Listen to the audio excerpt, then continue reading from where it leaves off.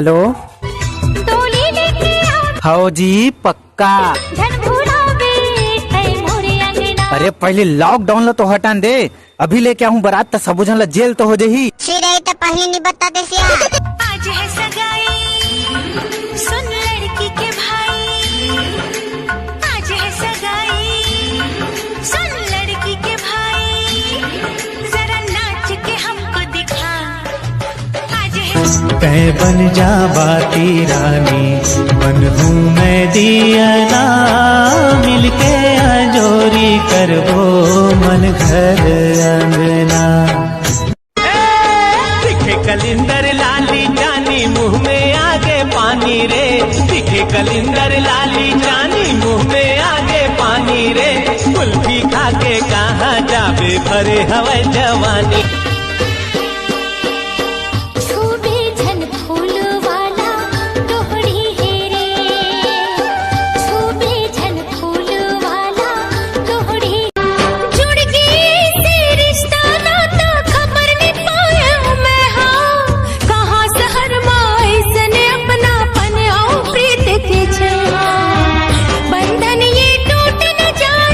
तै बन जा बाती रानी, बन हूँ मैं दियना, मिलके अंजोरी करबो मन घर अंगना।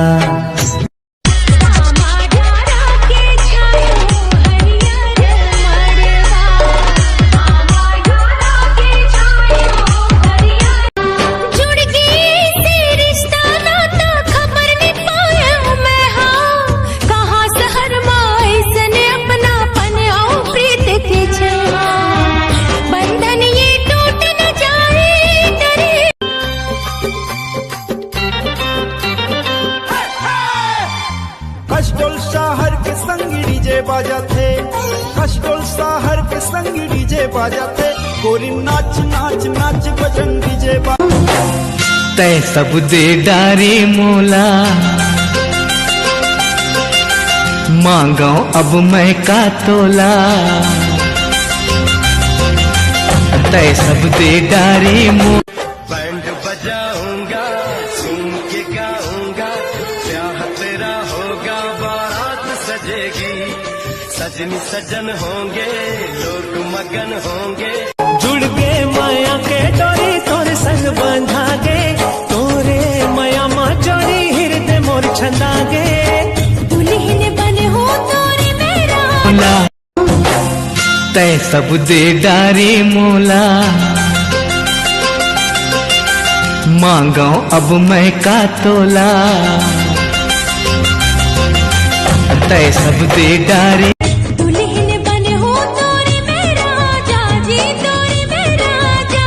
मोरो अंतस मा पीरा होते गा राजा, धीरे धीरे मिठ मिठ सजा दे कर दे सपना पूरा। अब प्यार हमर ना रहे अधूरा।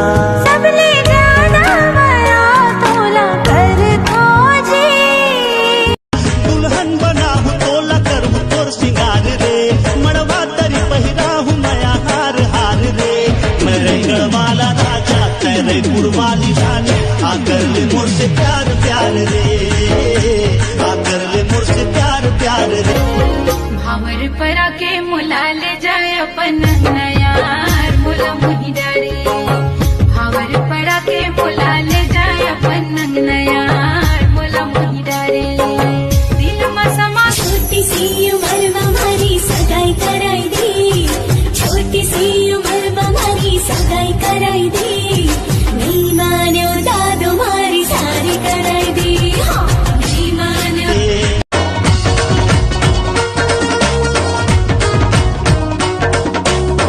जिंदगी के डोर रानी, तोर संग ऐसे बंधागे, कुंगी